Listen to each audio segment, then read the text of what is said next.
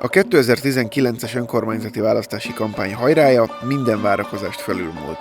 Egymás után kerültek elő sosem látott szexvideók politikusokról, sztorik szédítő lopásokról és kokainozásról.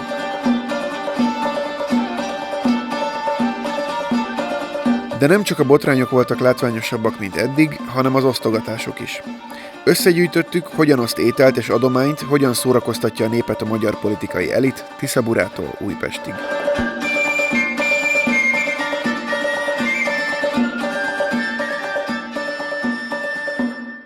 Bár önkormányzati választásra készül az ország, a kormány is besegít a kampányba. Éppen most jöttek rá, hogy meg kell kicsit támogatni a nyugdíjasokat, az állami média pedig boldogan számol be erről. Az érintettek kapnak 9000 forint rezsiutalványt, 20 000 forint nyugdíjprémiumot, és mivel a tervezethez képest magasabb az infláció, magasabb lesz az infláció, 12.960 forint nyugdíjkiegészítés, csaknem 42 000 forint plusz támogatást, plusz pénzt kapnak a nyugdíjasok. A kormány mellett természetesen az önkormányzatok is kivették a részüket a kampányból, a választást megelőző hetekben, hónapokban bőkezűen költöttek a helyi lakosokra. Burgonyát, omnia kávét, mézet, kétféle tészta, kolbász. Hát egy kicsit megtódták a választás miatt, amúgy egyébként meg ilyen soványabb szokott lenni, ahol csak krumpli, tészta, olaj. És az, hogy most ennyire közel van a választáshoz, ön szerint ennek van valami köze a választáshoz?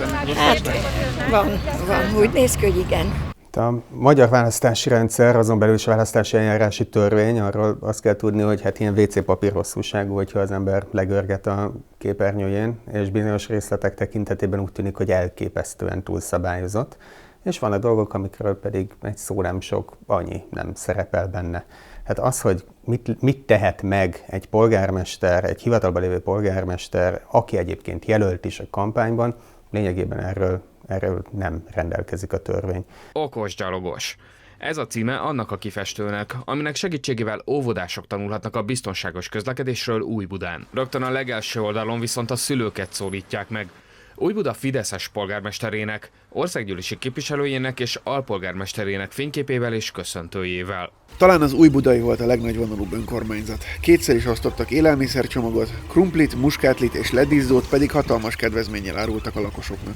Így került rá a fideszes polgármester arca a rakott krumpli receptre, a fideszes képviselők pedig önzetlenül segítettek a pakolásban. Burgonya, burgonya, burgonya. Szabályok hiányában csak az önkormányzat jó ízlésén múlik, hogy mennyire kötik össze a helyi lakosoknak szánt ajándékokat a kampánnyal. Van néhány precedensnek nevezhető ügy, 2014-ben 3 tudok ezzel kapcsolatban említeni, volt egy belváros-lipótvárosi, volt egy kispesti és volt egy kecskeméti ügy.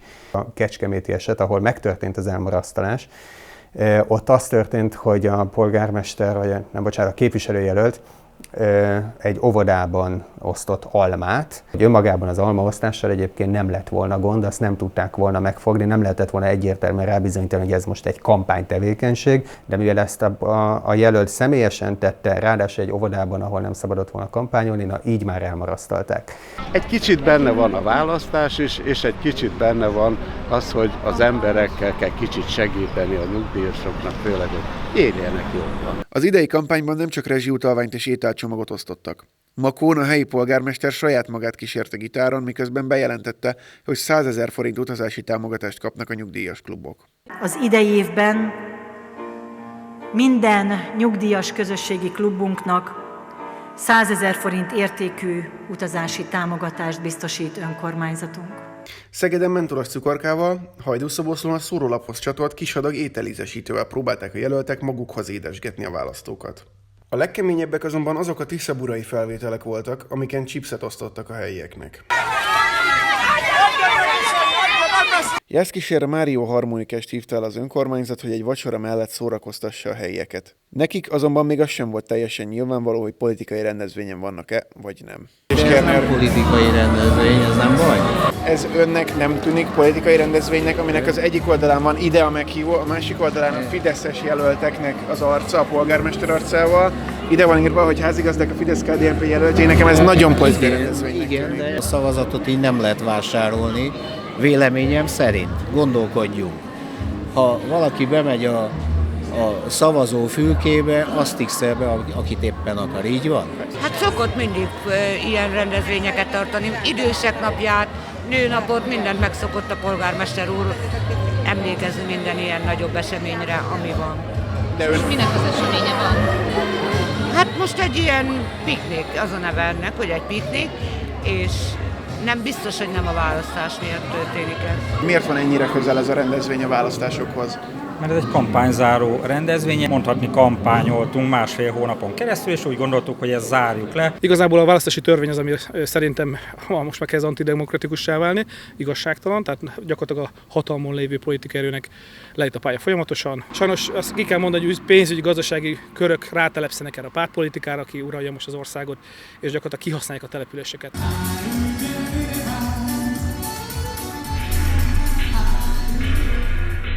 Tehát ezt évtizedes távlatban Magyarországon pártállásra való tekintet nélkül a hivatalban lévő politikusok szinte mindig megteszik. Burgonya.